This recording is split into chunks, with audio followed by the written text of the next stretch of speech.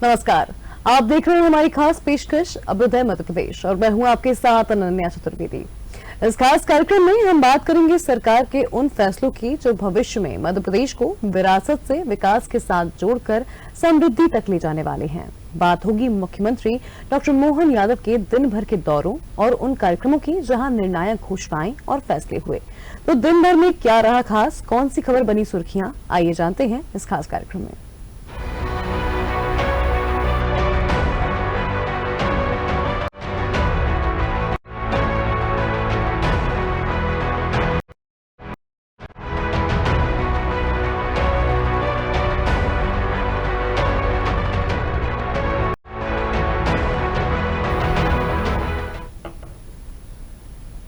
सबसे पहली बात राष्ट्रीय युवा दिवस की। स्वामी विवेकानंद की 163वीं जयंती और मध्य प्रदेश में इस खास दिन योग, युवा शक्ति, नवाचार के साथ ग्राम विकास पर विशेष फोकस दिखा।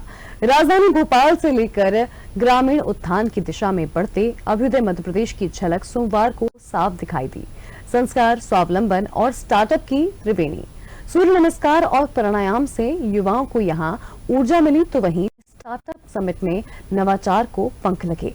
ग्रामोदय से अभ्युदय अभियान के जरिए गांव को विकास की नई दिशा देने का भी काम किया गया।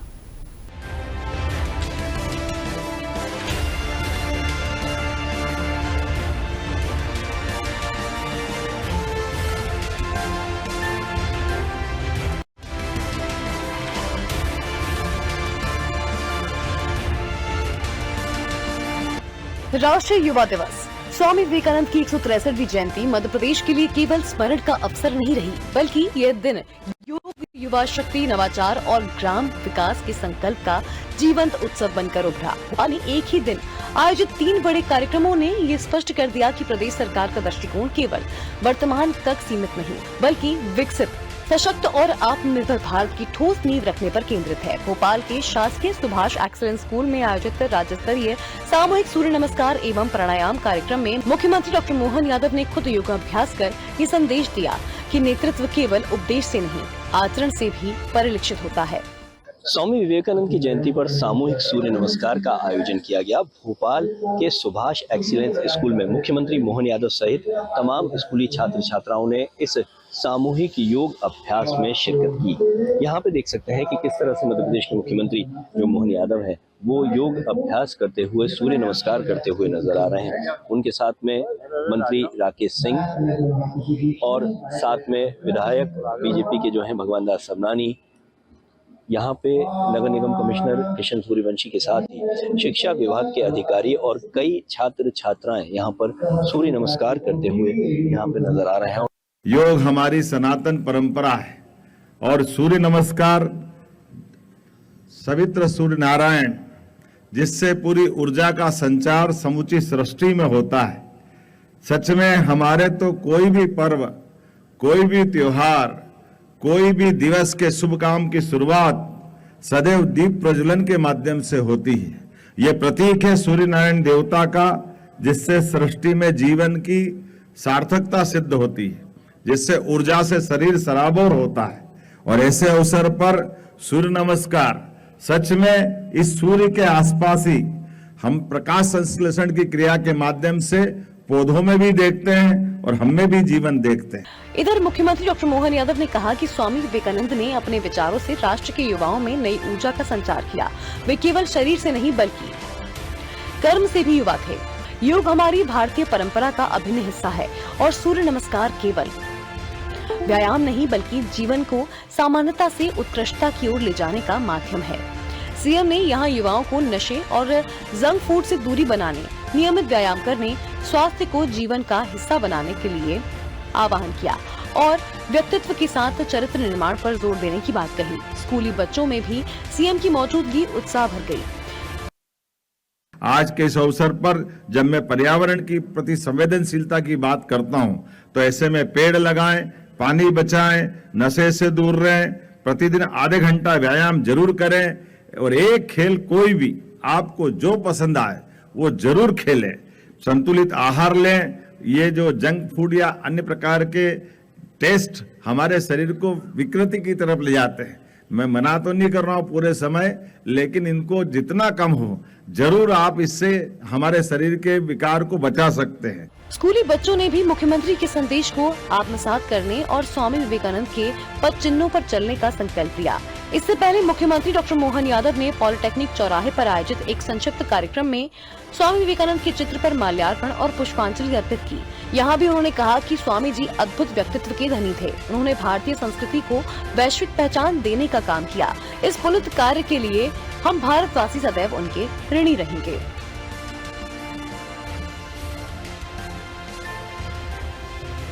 सामूहिक योग का आयोजन किया गया।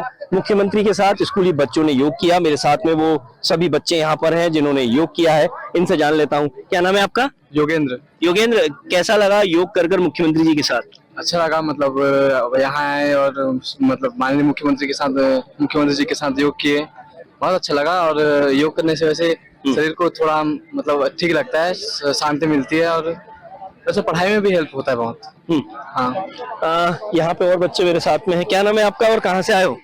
मेरा नाम देवांश जायसवाल है और मैं बैतूल से आए हो। मुझे बताओ, योग करने का कितना फायदा होता है? योग करने से सबसे पहले तो शरीर को बहुत फायदा होता है और दूसरा मन की स्थिरता के लिए भी ये बहुत उपयोगी है। योग करने से पूरे दिन भर शरीर में फुर्ती बनी रहती है, अच्छा लगता है। और आज मुख्यमंत्री जी के साथ योग करके अच्छा लगा। मुख्यमंत्री के साथ योग कर अच्छा लगा। और यहाँ पर जो बच्चे हैं इनसे भी हम बात कर लेते हैं। और भी बहुत सारे छात्र हैं। क्या नाम है आपका? आर्जव है? आर्जव। कहाँ से आए हो? मैं भिंड से हो। अच्छा बताओ, आज मुख्यमंत्री जी के साथ योग करके कितना अच्छा लगा और योग से क्या बेनिफिट? योग के बहुत सारे बेनिफिट्स होते हैं। इससे हमारा मन शांत होता है, हमारी हेल्थ को भी काफी फायदा मिलता है और भी मतलब बहुत सारे फायदे हैं इसके। पढ़ाई में ध्यान लगता है, एकाग्रता बढ़ती है, बहुत ही कई सारे फायदे हैं इसके। इससे फायदा होता है। और कितना मजा आया योग करके? कितना आनंद आया? बहुत मजा आया हमको, मजा आ गया। क्या बेनिफिट योग के? योग के मन शांत होता है, शरीर मजबूत होता है और इम्यूनिटी शक्ति बढ़ती है। हम हेल्दी लाइफ जी सकते हैं इससे। हेल्दी लाइफ बच्चे जी सकते हैं और योग के माध्यम से कहते हैं कि जहां एक और शरीर स्वस्थ होता है वहीं मन मस्तिष्क भी स्वस्थ होता है। वीडियो जर्नलिस्ट रवि यादव के संग आदर्श चौरसिया, डीएनए न्यूज भोपाल। अब बात उस मंच की जहां विचारों को पूंजी मिली और सपनों को उड़ान। युवा दिवस पर ही राजधानी भोपाल के रविंद्र भवन में आयोजित हुई मध्य प्रदेश स्टार्टअप समिट 2026। मुख्यमंत्री डॉक्टर मोहन यादव ने इस समिट का शुभारंभ किया। इसके साथ ही सफल स्टार्टअप फाउंडर्स और इंक्यूबेटर्स को सम्मानित भी किया गया, तो स्टार्टअप प्रदर्शनी का शुभारंभ भी हुआ।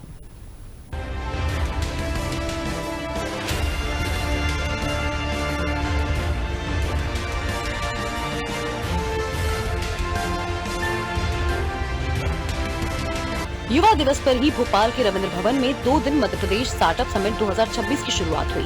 इस दौरान 156 स्टार्टअप को लगभग 2.5 करोड़ से अधिक की प्रोत्साहन राशि और मुख्यमंत्री उद्यम क्रांति योजना में 21 स्टार्टअप्स को 8 करोड़ 17 लाख रुपए की अधिक की ऋण राशि सिंगल गिग के माध्यम से भेजी गई। समिट में सूक्ष्म, लघु और मध्यम उद्यम विभाग के साथ federation of India export organisation के साथ 5 वर्षीय MOU सहित central bank of India, Karvy startup clubs और स्टार्टअप मिडिल ईस्ट के बीच MOU भी किए गए। मुख्यमंत्री डॉक्टर मोहन यादव ने मध्य प्रदेश में स्थापित सफल स्टार्टअप पर केंद्रित एक बुकलेट का विमोचन भी किया। यहाँ मुख्यमंत्री डॉक्टर मोहन यादव ने कहा कि उद्यमिता और नवाचार हमारे संस्कारों में है। भारत आज दुनिया का तीसरा सबसे बड़ा स्टार्टअप इकोसिस्टम बन चुका है और प्रधानमंत्री नरेंद्र मोदी के नेतृत्व में जल्द ही विश्व की तीसरी सबसे बड़ी अर्थव्यवस्था बनने की ओर अग्रसर है। मुझे इस बात की प्रसन्नता है, माननीय प्रधानमंत्री जी के नेतृत्व में अब देश बदल रहा। जोरदार अभिनंदन माननीय नरेंद्र मोदी जी का करें,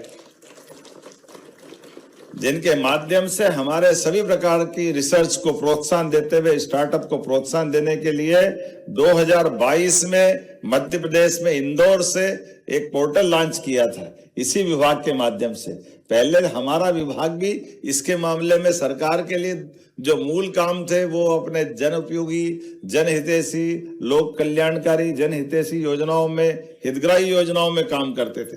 लेकिन बदलते दौर में इन सब की आवश्यकता है और कितना अच्छा लगता आज हम जब प्रदर्शनी का उद्घाटन करने गए और क्या क्या कैसे कैसे प्रकार के हमारे युवाओं ने स्टार्टअप दिए। लेकिन वाकई ये आज के इस दौर में इसी बात की आवश्यकता है। मुझे इस बात की प्रसन्नता, कई सारे मित्रों को हमने पुरस्कार भी दिए, सम्मानित भी किए और माननीय प्रधानमंत्री जी के नेतृत्व में हमारी सरकार भी, जब से हमारी सरकार का गठन हुआ है, हम सब इन सारी बातों को प्रोत्साहन दे रहे हैं। जीवन की मूलभूत सुविधाओं के साथ साथ हमको इस प्रकार के नवाचारों को भी प्रोत्साहन देने की आवश्यकता है और भारत को आर्थिक रूप से संपन्न बनाने के लिए हमारे इसी ही सब प्रकार के संवर्धन से काम को हासिल करते हुए आज चौथे नंबर की अर्थव्यवस्था भारत बना है, बहुत जल्दी तीसरे नंबर की बनेगा और आने वाले समय में भारत नंबर 1 का बनेगा। मुख्य सचिव अनुराग जैन ने भी संबोधन दिया और जेनजी और जेन अल्फा की बात की। उन्होंने कहा कि दुनिया के युवा स्टार्टअप स्थापित कर रहे हैं। वे बोले, प्रधानमंत्री ने पहली बार 16 जनवरी 2016 को भारत में स्टार्ट अप इंडिया की शुरुआत की। प्रदेश में अब एक दिन में कोई कंपनी शुरू हो सकती है, जबकि जर्मनी जैसे विकसित देश में इसके लिए 22 दिन लगते हैं। देश के युवाओं की कल्पना को आकार देने का काम स्टार्टअप ने किया है। युवा उद्यमी समाज की समस्याओं को पहचानने और स्टार्टअप के माध्यम से उन्हें सॉल्व करें। पर मुख्य रूप से ये जेन जी और जेन अल्फा की दुनिया है और इसलिए 12 जनवरी बहुत प्रासंगिक दिन हो जाता है। ऐसा नहीं कि स्टार्टअप पहले नहीं थे देश में, दुनिया में ये वर्ड स्टार्टअप का लेट 90s और अर्ली 2000 से शुरू हुआ, पर ये फोकस में लाने का काम पहली बार देश में हुआ जब 16 जनवरी 2016 को माननीय प्रधानमंत्री जी ने स्टार्टअप इंडिया इनिशिएटिव शुरू किया और फिर उसमें एक फोकस और देने के लिए हमारे जो SC ST महिला, उन लोगों पर विशेष रूप से फोकस देने के लिए स्टैंड अप इंडिया का इनिशिएटिव किया। तो startup India, stand up India को हम लोग साथ करके देखते हैं। मुझे सौभाग्य मिला कि मैं सेक्रेटरी DPIIT काफी लंबे समय रहा भारत सरकार में, तो ये स्टार्टअप का जो काम था वो मुख्य रूप से DPIIT विभाग की जिम्मेदारी थी। तो स्टार्टअप के विभिन्न जो ऑर्गेनाइजेशंस होते थे पूरे देश भर में, उन लोगों से बार बार बात करने का, उनकी समस्याएं नजदीकी से समझने का मुझे अनुभव मिला। इधर प्रमुख सचिव औद्योग नीति एवं निवेश प्रोत्साहन राघवेंद्र कुमार सिंह ने मध्य प्रदेश में 6500 से अधिक रजिस्टर्ड स्टार्टअप संचालित होने की जानकारी दी और कहा कि इनमें से 3100 से अधिक स्टार्टअप को महिला लीड कर रही हैं, यानी महिलाओं को आत्मनिर्भर बनाने सरकार की ये पहल रंग ला रही है। Capital fund, alternate investment fund AIF की 100 करोड़ तक की व्यवस्था, जिसमें 30 लाख तक का ग्रांट हम स्टार्टअप को दे सकते हैं। मैचिंग फंड की ग्रांट भी है, 15% है सामान्य तौर पर, और हमारी नारी शक्ति के लिए 3% और बढ़ के 18% तक है। इंटरेस्ट सब्सिडी 5 साल के लिए है 5% की। पेटेंट पर सपोर्ट है करीब 5 लाख का और सस्टेनेंस अलाउंस 10,000 रुपए प्रति माह देने का है। इधर MSME मंत्री चेतन कश्यप ने DNN से खास बातचीत में इस समिट की खूबियां भी गिनाई। जिस तरह से समिट हुई है, इसके माध्यम से किस तरह से स्टार्टअप के नए परिणाम जो है निकल कर आएंगे। आज विवेकानंद जी की जयंती पर युवा महोत्सव के रूप में स्टार्टअप का दिन मनाया गया।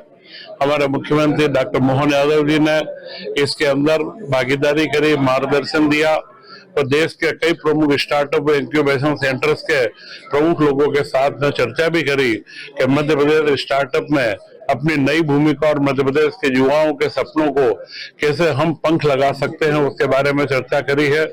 आज का यह जो प्रोत्साहन भी इसमें दिया गया, अवार्ड दिए गए, जो मध्य प्रदेश में पहली बार स्टार्टअप के विभिन्न क्षेत्रों के अवार्ड और स्टार्टअप को तैयार करने वाले इंक्यूबेशन सेंटरों को भी हमने अवार्ड दिए हैं।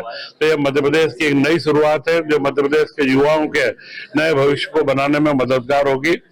जितने भी हमारे मध्य प्रदेश के युवा हैं उनसे आग्रह कि नया आइडिया लाएं, अपने आइडिया को अप्रूव करवाएं और मध्य प्रदेश सरकार पहले दिन से उनके साथ में खड़ी है। तो 1 साल तक उनको 10,000 रुपया महीना वे इंक्यूबेशन सेंटर तक जाएं।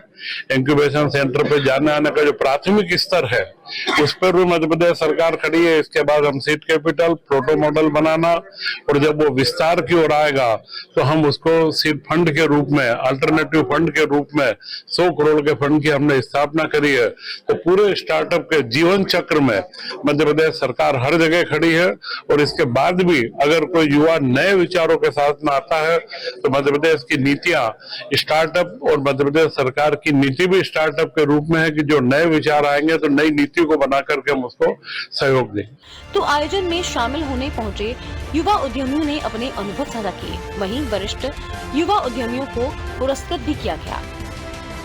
युवा दिवस से यानी 12 से 26 जनवरी तक चलने वाले ग्राम उदय से अभ्युदय मध्य प्रदेश अभियान का शुभारंभ हुआ।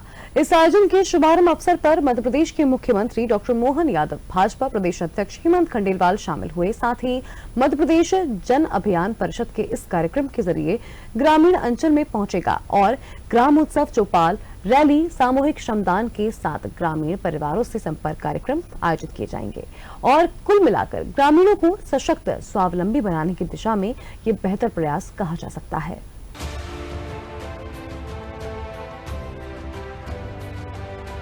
मध्य प्रदेश जन अभियान परिषद के ग्रामोदय से अभ्युदय मध्य प्रदेश अभियान ग्राम विकास पखवाड़े में विशेष रूप से जैविक कृषि और गौ संरक्षण, शिक्षा संपन्न और संस्कारवान समाज, सामाजिक समरसता, नागरिक सेवा भाव, स्वास्थ्य और नशा मुक्त समाज जैसे विषयों को शामिल किया गया है। इन गतिविधियों के जरिए जल संरक्षण, पर्यावरण संरक्षण, स्वदेशी और स्वावलंबन जैसे विषयों पर जन जागरूकता का कार्य होगा। युवाओं की बड़ी भागीदारी इस अभियान में दिखेगी। जन अभियान परिषद की प्रस्फुटन समितियां, नवांकुर संस्थाएं, परामर्शदाता, स्वैच्छिक संस्थाएं, धार्मिक, सामाजिक, सांस्कृतिक और आध्यात्मिक संगठन सक्रिय सहभागिता करेंगे। इसके साथ ही शासन के विभिन्न विभागों का मैदानी अमला भी कार्यक्रमों में शामिल होगा। मध्य प्रदेश के 313 ब्लॉकों से 650 युवा इस आयोजन में शामिल हुए। इसी मंच से युवा जन अभियान योजना का भी शुभारंभ किया गया। कार्यक्रम में पहुंचे सीएम डॉक्टर मोहन यादव ने संबोधन में आजादी के बाद से देश में जिन युवाओं ने बलिदान दिया, उनके संघर्ष और योगदान को सामने लाने की जरूरत बताई। सीएम ने ये भी आरोप लगाया कि पंडित जवाहरलाल नेहरू ने आजादी के बाद अतीत को भुलाने का पाप किया। यदि उस समय स्वतंत्रता संग्राम और बलिदानी युवाओं पर आधारित फिल्में और सांस्कृतिक माध्यमों से देशभक्ति का माहौल बनाया जाता तो नई पीढ़ी को अपने इतिहास से जोड़ने का कार्य बहुत पहले हो सकता था। सीएम डॉक्टर मोहन यादव ने कलाकार मनोज कुमार के योगदान को सराहा और कहा कि उपकार, शहीद, क्रांति जैसी फिल्मों के माध्यम से देश में राष्ट्रभक्ति की भावना को उन्होंने जीवित रखा। मुख्यमंत्री ने मदन लाल धींगर, नेताजी सुभाष चंद्र बोस और चंद्रशेखर आजाद जैसे क्रांतिकारियों का उल्लेख भी किया। इधर भाजपा अध्यक्ष हेमंत खंडेलवाल ने सरकार के कामों को जनता तक पहुंचाने की बात कही। गांव-गांव के अंदर ग्रामोदय से अभ्युदय, हम केवल सड़क, बिजली, पानी, इंफ्रास्ट्रक्चर के लिए नहीं, देश के स्वाभिमान के लिए, देश की सांस्कृतिक विरासत पे गर्व करने के प्रत्येक अवसर को सामने रख करके हमारा जीवन आदर्श बने, जीवन के साथ भारत की विरासत को दुनिया के रूप में स्थापित करें, दुनिया के सामने उसको ले जाएं।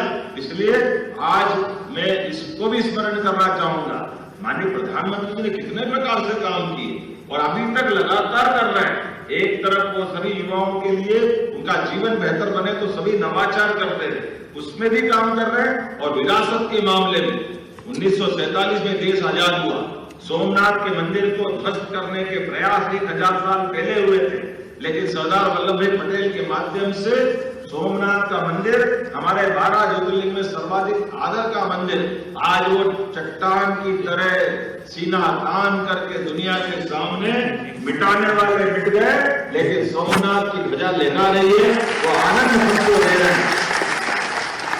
देश की अपनी अंदर की अच्छाइयों को सामने लाने के लिए आज मोदी जी सौराष्ट्र के अंदर 1 साल का पूरा कार्यक्रम सोमनाथ के आधार पर मनाने जा रहे हैं। ऐसे ही हमारे लिए सौभाग्य की बात, अयोध्या में भगवान श्री राम मुस्कुरा रहे हैं। ये हमारे विरासत से हमारे विकास की तरफ बढ़ने वाले कदम के उत्तम मापदंड है कि हम अतीत के गौरवशाली पक्ष में एक बहुसंख्यक समाज की भावनाओं का सम्मान कराते हुए न्यायालय के निर्णय को लागू करा करके सरकार के अंदर लोकतंत्र की सच्ची भावना को पुनर्स्थापित करने का जो प्रयास माननीय मोदी जी के माध्यम से चल रहा है। जन अभियान परिषद शासन की और समाज के बीच की दूरी है, दोनों के बीच में काम करने का, समाज को भी प्रेरित करना और सरकार की योजनाओं के क्रियान्वयन में मदद करना, इसलिए उम्मीद करता हूँ ये ग्रामोदय से अभ्युदय की भावना निश्चित रूप से बलवती होगी।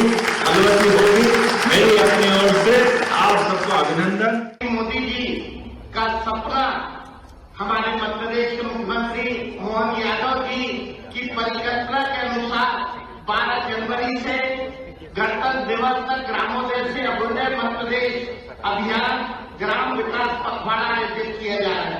इसमें मैं जन अभियान को धन्यवाद देना चाहूंगा कि चाहे वैचारिक परामर्श हो, चाहे युवाओं की रैली हो, चाहे योग ध्यान हो, चाहे नाटक हो, चाहे जैविक कृषि का प्रशिक्षण हो, इसके माध्यम से आप लगातार आपकी जो नवंकुर और प्रस्फुटन समिति है उनके द्वारा सरकार की 2 साल की उपलब्धि को नीचे तक ले जाने का काम करेंगे। हम मध्य प्रदेश को लगातार मुख्यमंत्री जी के नेतृत्व में प्रधानमंत्री की सोच के अनुसार आगे ले जाने का काम कर रहे हैं। अपनी व्यस्तताओं के बीच मुख्यमंत्री डॉक्टर मोहन यादव भाजपा मुख्यालय पहुंचे, जहां वीबी जी रामजी योजना को लेकर आयोजित प्रदेश स्तरीय कार्यशाला को संबोधित किया और कांग्रेस सरकारों पर जमकर निशाना साधा। भारतीय जनता पार्टी के प्रदेश अध्यक्ष हेमंत खंडेलवाल, प्रदेश संगठन महामंत्री हितानंद शर्मा ने भी संबोधन दिया। कांग्रेस में सब नकली गांधी हैं, जिन्होंने सदैव गांधी जी के विचारों का दमन किया। गांधी जी के नाम का उपयोग करने वाली कांग्रेस भगवान राम विरोधी है। बीवी जी राम जी से सशक्त होंगे गांव और किसान। भाजपा ने सत्ता के लिए कभी समझौता नहीं किया। ये बात अपने संबोधन के दौरान मध्य प्रदेश के मुख्यमंत्री डॉक्टर मोहन यादव ने भाजपा मुख्यालय में कही। युवा दिवस यानी कि स्वामी विवेकानंद की जयंती पर भाजपा प्रदेश कार्यालय में बीवी जी राम जी योजना को लेकर प्रदेश स्तरीय कार्यशाला आयोजित हुई। यहाँ मुख्यमंत्री ने साफ संदेश दिया कि स्वामी विवेकानंद की जयंती को सार्थक करने का अवसर है। हम सनातन संस्कृति से प्रेरित ग्रामोदय से अभ्युदय की विकास परंपरा पर चर्चा कर रहे हैं। भाजपा मूलक परक राजनीति के लिए सत्ता का त्याग भी कर देती है। कांग्रेस हमेशा वोट की राजनीति करती रहती है और उनसे महात्मा गांधी जी के नाम का उपयोग केवल राजनीतिक लाभ के लिए किया गया। कांग्रेस ने नरेगा को गांधी जी के नाम से जोड़कर मनरेगा कर झूठ बोलने का अभियान चलाया और आज भी गांधी जी के नाम को भुना रही है। इसकी कीमत आने वाले समय में कांग्रेस को चुकाना पड़ेगी। कांग्रेस भगवान राम को नहीं मानती। अयोध्या से दूरी इसका परिणाम है। ग्रामोदय से अभ्युदय मध्य प्रदेश अभियान एवं वीवी जी राम जी के माध्यम से किसानों के हित में केंद्र एवं राज्य सरकार की योजनाओं को जन जन तक पहुंचाने का कार्य पार्टी के प्रत्येक कार्यकर्ता की जिम्मेदारी है। इधर भाजपा प्रदेश अध्यक्ष हेमंत खंडेलवाल ने भी सीधे आरोप जड़े कि इंदिरा गांधी ने सभी योजनाओं के नाम बदलकर नेहरू के नाम पर किया था। प्रधानमंत्री नरेंद्र मोदी महात्मा गांधी जी के सपनों का भारत बना रहे हैं। इधर प्रदेश संगठन महामंत्री हितानंद शर्मा ने कार्यकर्ताओं से कहा कि जन जागरण अभियान के जरिए बीबी जी राम जी योजना की विशेषताएं जनता को बताएं।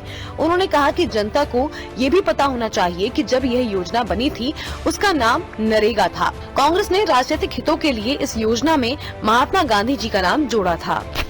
जब इनको लगा कि सरकार में सत्ता को पकड़ करके कांग्रेस के बड़े बड़े नेताओं को तत्कालीन समय में 1971 के पहले इंदिरा गांधी ने अपनी सत्ता पकड़ी अपने पिताजी की पूर्वज की उत्तराधिकारी के नाते। यद्यपि उस समय भी कांग्रेस के बड़े बड़े नेता थे जो कांग्रेस के उस नेतृत्व को संभाल सकते थे, लेकिन ये परिवारवाद के भाव को उस समय भी उन्होंने इसी भाव को अपनाया जिस प्रकार से ये खुद गांधी जी के नाम को आज तक भुनाते चले आ रहे। मूल गांधी जी का परिवार कहाँ है, वो कहां गए, उनको कोई याद नहीं करता। पूरे देश और दुनिया के सामने महात्मा गांधी जी की विरासत के सच्चे उत्तराधिकारी बनने का ढोंग करते हैं। वाकई ये ढोंग ही है, लेकिन असलियत नहीं है, हकीकत नहीं। उसी प्रकार से नरेगा का नाम बदल करके अगर हमने देखा कि कांग्रेस ने इस नरेगा को महात्मा गांधी से जोड़कर और ये कह दिया कि महात्मा गांधी जी के नाम पर ये योजना, ये झूठ बोलने का जो अभियान चलाया कांग्रेस, इसकी कीमत कांग्रेस चुकाएगी। और इसीलिए यशस्वी प्रधानमंत्री ने, और पता नहीं क्या होता कांग्रेस को, जहां राम जी का नाम आया इनको बुखार चढ़ जाता, भगवान जाने क्या होता। जब भी भगवान राम का मुद्दा आता ये पता नहीं क्या है, लाल पीले हो जाते हैं। फिलहाल हमारी खास पेशकश में इतना ही। आप देखते रहिए DNN न्यूज। नमस्कार।